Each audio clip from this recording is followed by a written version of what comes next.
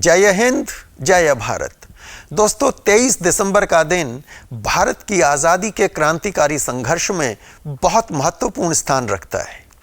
23 दिसंबर 1912 को दिल्ली के चांदनी चौक में क्रांतिकारियों ने तब के वायसराय लॉर्ड हार्डिंग पर बम फेंका था। उस घटना में हालांकि लॉर्ड हार्डिंग बच गए थे, पर 4 क्रांतिकारियों को फांसी हुई थी, क्योंकि हाथी पर बैठे लॉर्ड हार्डिंग के पीछे एक अन्य व्यक्ति की बम धमाके में मृत्यु हो गई थी।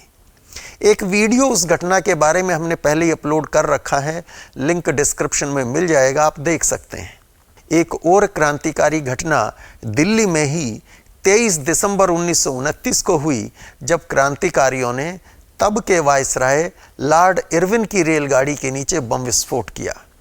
इस घटना में लॉर्ड इरविन भी बच गए, पर इस घटना के बारे में बात करने से पहले एक और घटना का जिक्र कर लेते हैं, और यह भी घटी थी 23 दिसंबर को ही।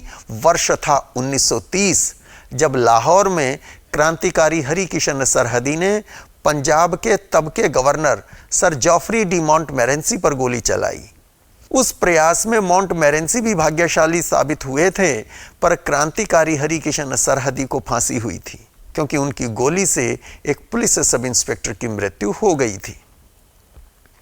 दोस्तों, बलिदानी हरकिशन सरहदी के बारे में भी एक वीडियो हमने पहले ही अपलोड कर रखा है, उसका लिंक भी डिस्क्रिप्शन में दे देंगे। यदि आपने पहले नहीं देखा है तो देख सकते हैं। तो चलिए अब बात करते हैं 23 दिसंबर 1929 की, जब दिल्ली में वायसराय लॉर्ड इरविन की रेलगाड़ी के नीचे क्रांतिकारियों ने बम विस्फोट किया।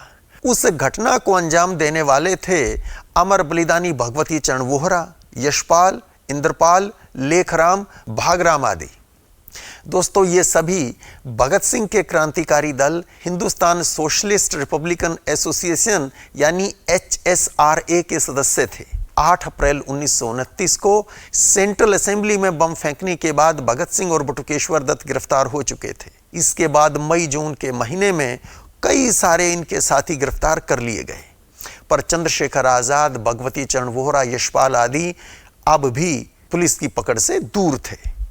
वैसे यशपाल पर पुलिस से मिले होने का आरोप भी लगता है, और ऐसा एक पत्र आजकल सोशल मीडिया पर खूब वायरल भी हो रहा है। इसके अतिरिक्त एक बार क्रांतिवीर चंद्रशेखर आजाद के नेतृत्व में HSRA की केंद्रीय समिति ने यशपाल की हत्या करने का निर्णय भी ले लिया था। पर हम आज उन विवादों की बात नहीं कर रहे, बल्कि 23 दिसंबर 1929 की उस क्रांतिकारी घटना के बारे में चर्चा कर रहे हैं, जिसमें यशपाल की अग्रणी भूमिका थी। वैसे गिरफ्तार होने के बाद इंद्रपाल भी सरकारी गवाह बन गए थे, हालांकि वे बाद में मुकर गए। तो दोस्तों, बड़ी संख्या में क्रांतिकारियों की गिरफ्तारी के बाद एक और जहां चंद्रशेखर आजाद बचे खुचे क्रांतिकारियों को संगठित करके दल को पुनः खड़ा करने का प्रयास कर रहे थे, वहीं भगवती चरण वोहरा और यशपाल वायसराय की रेलगाड़ी के नीचे बम विस्फोट की योजना बना रहे थे। पर यह कार्य आसान नहीं था। अब तक क्रांतिकारी ऐसे बमों को प्रयोग कर रहे थे जिन्हें जोर से फेंकते थे और जोर से टकराने से उनमें विस्फोट होता था, पर पटरी पर दौड़ती रेलगाड़ी पर यह प्रभावी नहीं हो सकता था। क्रांतिकारी सोच रहे थे कि बम रेलगाड़ी की पटरी के नीचे फिट किया जाए, और जैसे ही गाड़ी गुजरे उसमें विस्फोट हो, जिससे पटरी उखड़ जाए और रेलगाड़ी पलट जाए। ये बम वायसराय की रेलगाड़ी आने से कई दिन पहले पटरी के नीचे दबाने थे, क्योंकि जिस दिन वायसराय को आना होता उससे कुछ दिन पहले तो पटरी पर पुलिस की गश्त बहुत बढ़ जाती थी, और यदि बम कई दिन पहले फिट कर दिए गए तो संकट ये था कि पटरी के ऊपर से गुजरने वाली अन्य रेलगाड़ियों की धमक से उनमें विस्फोट हो सकता था। इसलिए ऐसे बम बनाने थे जिनमें यूं विस्फोट ना हो। तो फिर तय किया गया कि ऐसे बम बनाए जाएं जिन्हें दूर से बिजली के तारों से जोड़कर बैटरी के द्वारा चिंगारी देकर विस्फोट किया जाए। परंतु बम बनाना ना तो भगवती चरण वोहरा जानते थे और ना ही यशपाल। इसमें इनकी मदद की गवर्नमेंट कॉलेज लाहौर में केमिस्ट्री के प्रोफेसर देवदत्त शर्मा ने, जो कश्मीर के रहने वाले थे। उन्होंने यशपाल को विस्फोटक तैयार करने का फार्मूला दिया, फॉर्मूला लेकर यशपाल दिल्ली पहुंचे, जहां पुरानी दिल्ली में खारी बावली के निकट नया बाजार एरिया में एक कमरा किराए पर लेकर भगवती चरण वोहरा रह रहे थे। यशपाल भगवती चरण के पास पहुंचे। बम बनाने के लिए कच्चा सामान थोड़ा थोड़ा करके अलग अलग दुकानों से खरीद लिया गया। अब समस्या थी कि बम बनाए कहां, क्योंकि विस्फोटक तैयार करने की प्रक्रिया में पीला पीला धुआं बड़ी मात्रा में उठता था, जिससे किसी को भी संदेह होना स्वाभाविक था। इस समस्या को हल किया रोहतक के रहने वाले लेखराम ने, जो वैद्य थे। उन्होंने लाहौर जाकर वैद्यक की पढ़ाई की थी और वहां वे नौजवान भारत सभा से जुड़ गए थे। लेखराम से भगवती चरण का तभी से परिचय था। रोहतक में आर्य समाज मंदिर के निकट उनकी वैद्यक की दुकान थी।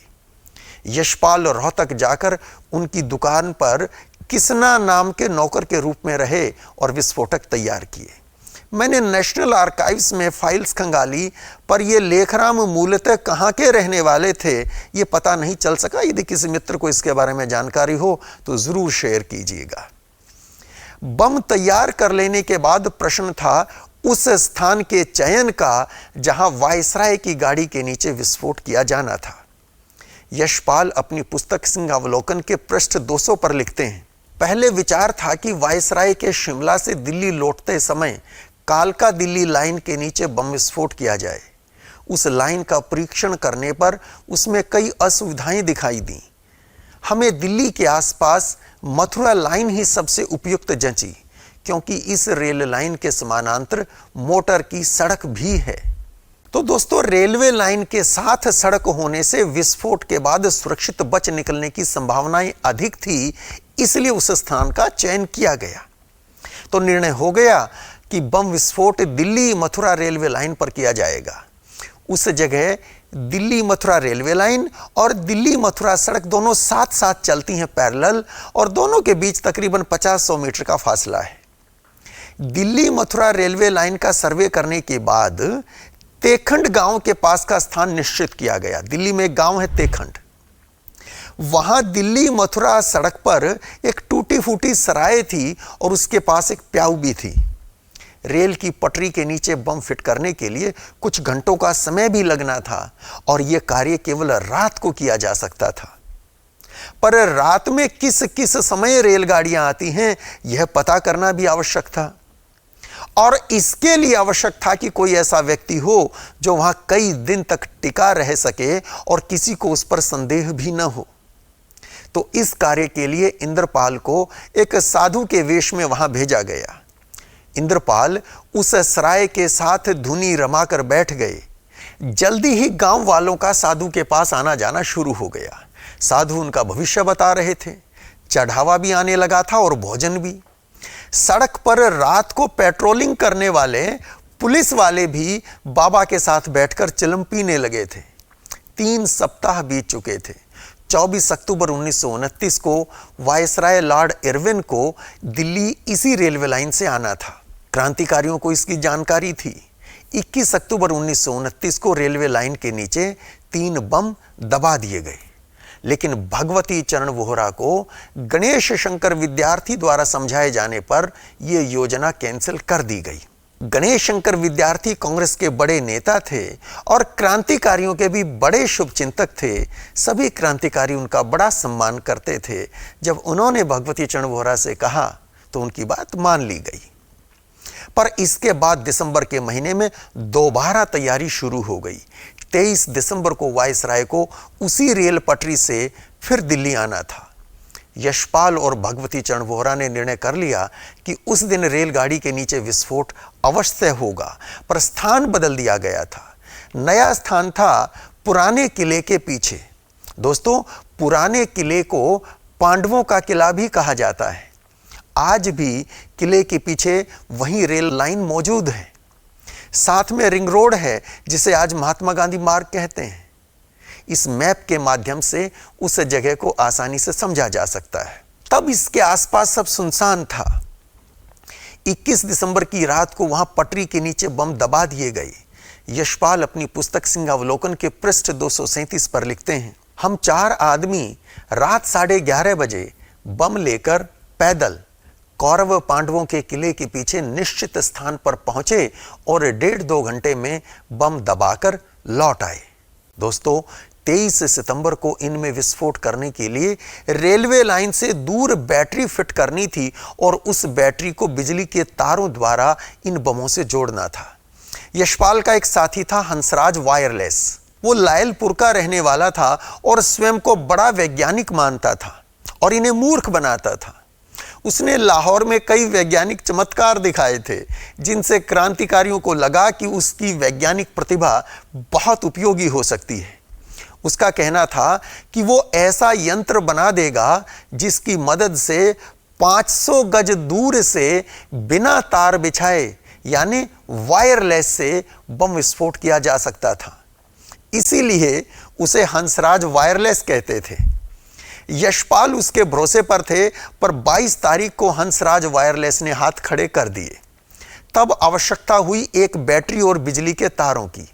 रेलवे ट्रैक पुराने किले से लगभग 350 मीटर दूर था, पूर्व की ओर। हंसराज वायरलेस ने जुगाड़ से बैटरी बना दी। तार बाजार से खरीद लिए गए। यशपाल लिखते हैं, हमें विश्वास था कि हंसराज सब कुछ कर सकता है। वह भय के कारण हमारी सहायता नहीं कर रहा था। तो इतना विश्वास था उसके ऊपर इन्हें। उन दिनों चंद्रशेखर आजाद भी दिल्ली में थे। 22 दिसंबर को आजाद से यशपाल और भगवती चरण वोहरा की भेंट हुई।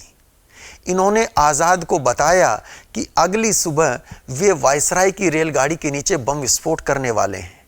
आजाद ने इन्हें ऐसा करने से रोका। असल में अक्टूबर के अंत में वायसराय लॉर्ड इरविन ने घोषणा की थी कि ब्रिटेन की सरकार चाहती है कि भारत के राजनीतिक भविष्य पर चर्चा करने के लिए भारत के नेताओं से लंदन में चर्चा की जाए। राजमोहन गांधी की पुस्तक Mohandas a true story of a man, his people and an empire के पृष्ठ 323 के अनुसार इसी सिलसिले में दिल्ली पहुंचने के तुरंत बाद 23 दिसंबर को ही वायसराय लॉर्ड इरविन की गांधी जी, मोतीलाल नेहरू, विट्ठल भाई पटेल और जिन्ना से मीटिंग होने वाली थी। चंद्रशेखर आजाद नहीं चाहते थे कि इस घटना से उस बैठक में कोई व्यवधान खड़ा हो और यदि भारत के हित में कोई सम्मानजनक समझौता हो सकता था तो उसमें कोई रोड़े खड़े नहीं होने चाहिए। और दोस्तों, केवल आजाद ही नहीं, बलिदानियों के शिरोमणि सरदार भगत सिंह भी इस तरह के बम विस्फोटों के रोमांच से अब बहुत आगे निकल चुके थे। वे क्रांति का असली अर्थ जान चुके थे। 19 अक्टूबर 1929 को पंजाब स्टूडेंट कॉन्फ्रेंस के दूसरे अधिवेशन के लिए जेल से भेजे गए अपने लिखित संदेश में उन्होंने कहा था, इस समय हम नौजवानों से यह नहीं कह सकते कि वे बम और पिस्तौल उठाएं। आज विद्यार्थियों के सामने इससे भी अधिक महत्वपूर्ण काम है। भगत सिंह का यह संदेश नेताजी सुभाष चंद्र बोस ने अपने अध्यक्षीय भाषण देते हुए पढ़ा था। वे अध्यक्षता कर रहे थे उस अधिवेशन की। भगवती चरण वोहरा मान गए जो कहा था चंद्रशेखर आजाद ने, पर यशपाल ने आजाद की नहीं सुनी और उठकर चले गए। यशपाल के इस व्यवहार से आजाद बहुत नाराज हुए थे। यशपाल अपनी पुस्तक सिंहावलोकन में लिखते हैं, बहस समाप्त ही नहीं हो रही थी। मेरे मन में बिजली के तार खरीद लाने की खलबली मची हुई थी। बहस का अंत होता न देखकर मैं कुछ देर में लौट आने की बात कहकर उठ गया। दोस्तों, फिर उसी रात 4-5 क्रांतिकारी पुराने किले के पीछे तार बिछाने पैदल ही नया बाजार से पुराने किले की ओर चल पड़े। यशपाल लिखते हैं, 2 ही घंटे में 250 गज तार गाड़कर हम लोग लौट चले।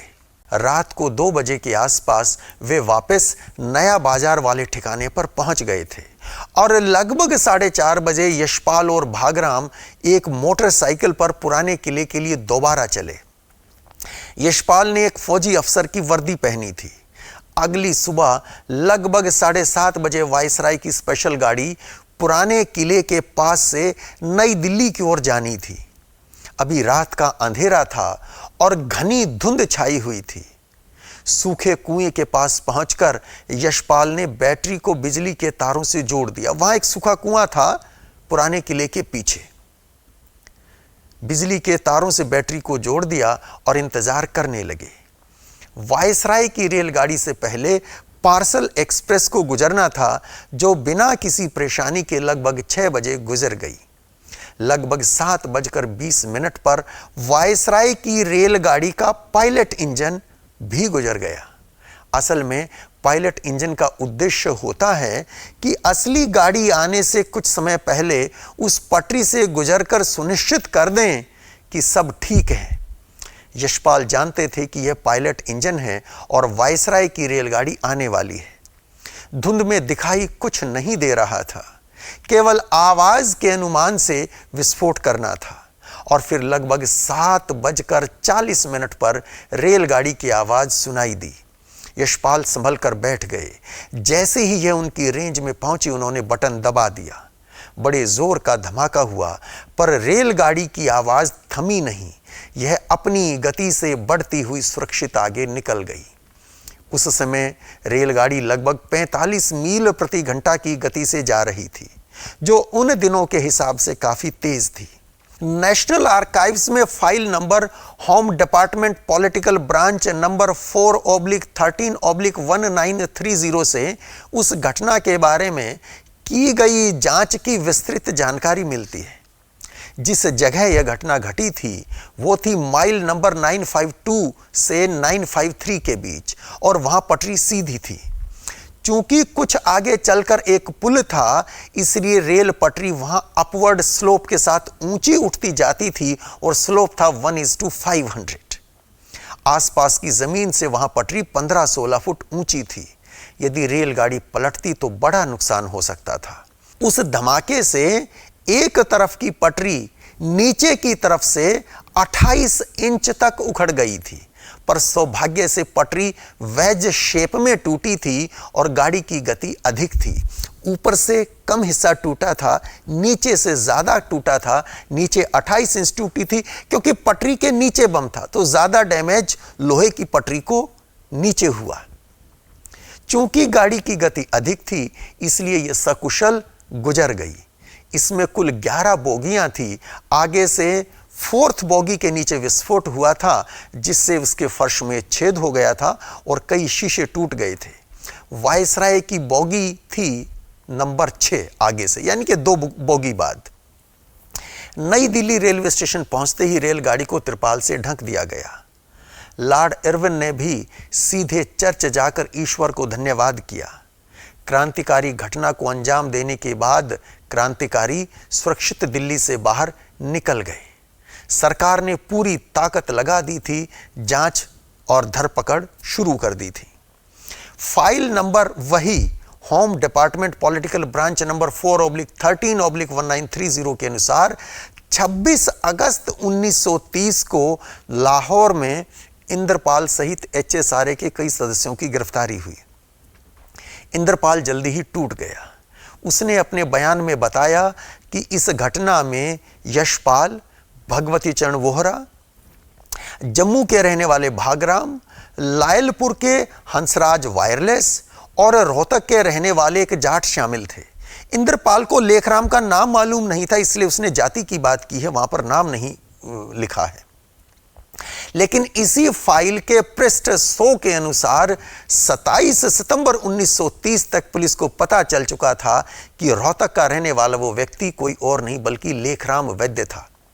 लेखराम के पास एक शेवरले कार भी होती थी, जो मई 1930 में लाहौर में 850 रुपए में खरीदी गई थी। इस कार का उपयोग 1 जून 1930 को लाहौर में भगत सिंह को जेल से छुड़ाने की कोशिश जो की गई, प्रयास किया गया था, उसमें इस कार का उपयोग हुआ था। हालांकि भगत सिंह स्वयं छूटने के लिए तैयार नहीं थे। जेल के बाहर खड़े थे क्रांतिकारी, जिनमें स्वयं चंद्रशेखर आजाद थे। भगत सिंह और बटुकेश्वर दत्त को बोस्टल जेल से सेंट्रल जेल वापस लाया जा रहा था। तो तय ये हुआ था कि जैसे ही बोस्टल जेल के गेट से बाहर निकलेंगे तो ये इशारा करेंगे क्रांतिकारी, भगत सिंह दौड़ के उस कार में बैठेंगे और क्रांतिकारी वहाँ एक बम विस्फोट करेंगे जिससे जो भगदड़ मचेगी उसमें भगत सिंह और बटुकेश्वर दत्त को आसानी से निकाला जा सकेगा। पर ऐसा हुआ नहीं, चूंकि भगत सिंह ने बाहर आने से मना कर दिया था। जेल से बाहर तो वो आए थे, सेंट्रल जेल जा रहे थे, लेकिन भागने से उन्होंने मना कर दिया था। दोस्तों, इसी कार का उपयोग 6 जुलाई 1930 को दिल्ली के चांदनी चौक में गाड़ोदिया स्टोर में चंद्रशेखर आजाद और उनके साथियों द्वारा डाली गई डकैती में भी किया गया था।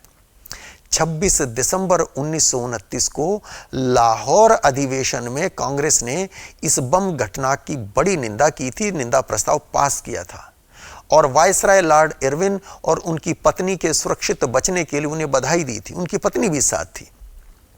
गांधी जी ने कल्ट ऑफ द बॉम्ब शीर्षक से एक लेख भी लिखा था जो 2 जनवरी 1930 के यंग इंडिया में छपा था। इस लेख में गांधी जी ने हिंसा की निंदा करते हुए वर्ष 1922 में असहयोग आंदोलन के दौरान हुई चौरी चौरा घटना का जिक्र करते हुए लिखा कि चौरी चौरा जैसी घटनाएं नहीं हुई होती तो मैं निश्चित तौर पर कह सकता हूं कि अब तक हमें स्वराज मिल गया होता। यानी गांधी जी का मानना था कि ये हिंसक घटनाएं जो हो रही हैं, बीच बीच में क्रांतिकारियों की घटनाएं, इनके कारण स्वराज मिलने में देर हो रही है, वरना कभी का स्वराज मिल गया होता। उन्होंने बम विस्फोट में सकुशल बचे लॉर्ड इरविन की प्रशंसा करते हुए लिखा, हमारे लिए सौभाग्य की बात है कि वायसराय और उनके साथियों को कोई चोट नहीं आई और वे दिन भर बड़े धैर्य से कार्य करते रहे, मानो कुछ हुआ ही नहीं था। गांधी जी की चूंकि उसी दिन भेंट हुई थी, मैंने पहले भी बताया कि 4 लोगों की, गांधी जी, मोतीलाल नेहरू, विट्ठल भाई पटेल और जिन्ना की उस दिन उनसे मीटिंग होनी थी। हालांकि उस मीटिंग से कोई नतीजा निकला नहीं था। दोस्तों, गांधी जी के इस लेख के उत्तर में भगवती चरण वोहरा ने भी एक लेख लिखा था जिसका शीर्षक था फिलॉसफी ऑफ द बम।